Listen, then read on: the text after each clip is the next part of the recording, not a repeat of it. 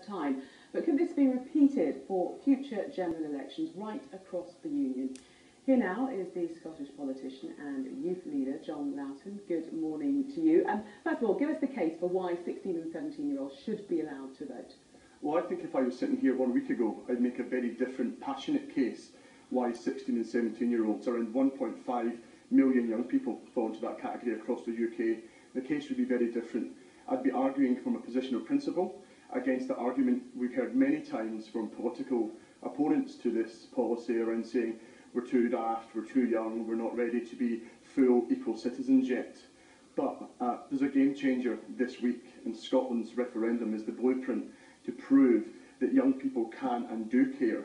And over 100,000 voters that turned out in this week's referendum were 16 and 17-year-olds. But isn't it fair to say that really the Scottish referendum galvanised people and got their interest in a way that we haven't seen for a very long time? So that took everyone in. More than fair to say. It's very exciting to be able to say that, to have 80+ turnout, so the registration turnout is 97%. This is a massive celebration for democracy.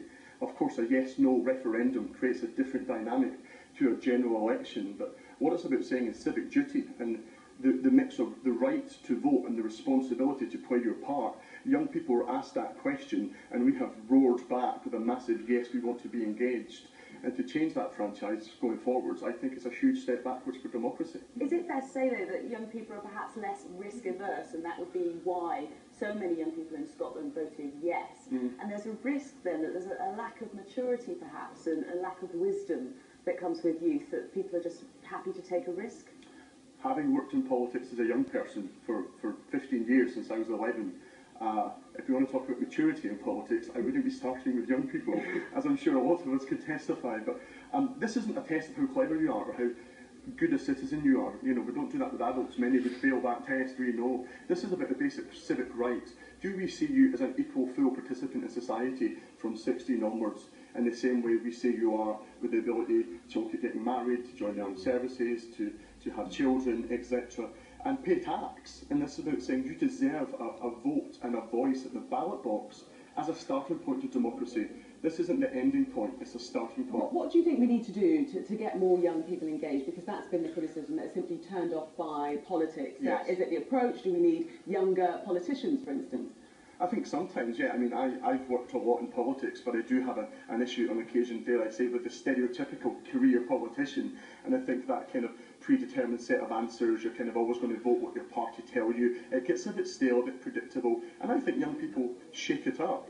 I would say my generation are now redefining the paradigms of British politics, and again, Scotland's an example of that, and for me that's very exciting, and we need to invest more in the youth parliaments, we need to invest more in youth groups and youth clubs, and not just reach 16, 17-year-olds, because a lot of them are very engaged anyway. But myself, as someone from a poor council estate in Edinburgh, where I was told at 16 I was never going to achieve anything, I was never believed in, I didn't see my parents having a job or going out and getting involved in politics. It's really important to reach the unreached and to say it doesn't matter where you're from, you can achieve whatever your goals are, and voting's one strand of that. Well, you got that wrong. They got that wrong, didn't they? Because you went on to win Big Brother. Yeah, I mean, you do that at the top of the CV, but yeah. But that's an example of young people voting in their millions, and they pay to do that. So they are engaged in things that reach out to them. What is the message here? Young people care about politics more than any other generation. We want to do things differently more than any other generation. But the way we do it, the kind of middle-aged, middle-management white man sitting on these green seats in Westminster or Holyrood or Cardiff or Belfast, kind of voting in very predictable ways, is not what young people want. We want to shake it up. Just a final thought, though. If we sacrifice everything to youth, we lose the element of experience, and there is no substitute for experience, is there? And that's the beauty why no one's talking about sacrifice. This is an extension of the franchise to be multiple generations working in partnership, so we can all be drivers for change in this country. And it's a game changer this week. The paradigms have shifted. I genuinely believe that. And you know, we've seen last night young people and adults of all ages rioting in Glasgow, which we need to condemn, and we need to say we are a progressive, peaceful people, and we engage for change and work together at the ballot box and through day-to-day conversations, through democracy and debate. And for me, that's what's really exciting. John Loughton, thank you very much. Perhaps a future First Minister in you. No comment. No comment. Thank you very much.